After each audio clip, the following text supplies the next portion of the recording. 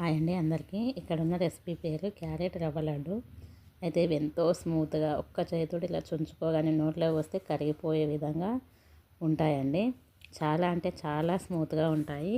ఒకసారి ట్రై చేయండి. ట్రై చేశాక మీకు ఎలా కుదిరిందో కామెంట్ చేయండి. అయితే క్యారెట్ రవ్వ లడ్డుకు కావలసిన పదార్థాలు ఏమేమిటి అంటే ఇక్కడ చెప్తాను వినండి. క్యారెట్ తురుము 1 కప్పు, 1 కప్పు చక్కెర, 2 కప్పుల రవ్వ, నెక్స్ట్ డ్రై ఫ్రూట్స్,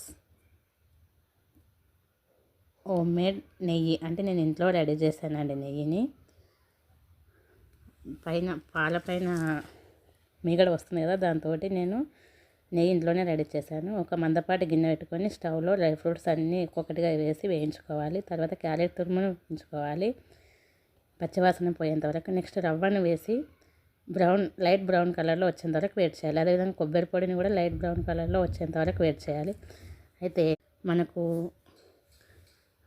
షుగర్, యాలకులు ఒకేసారి మిక్సీలో వేసి గ్రైండ్ చేసుకొని పెట్టుకోవాలి. ఒక పెద్ద గిన్నె తీసుకొని అందులో రవ్వ, క్యారెట్, మనం వేయించుకున్న అన్ని పదార్థాలన్నీ అందులో వేయాలి.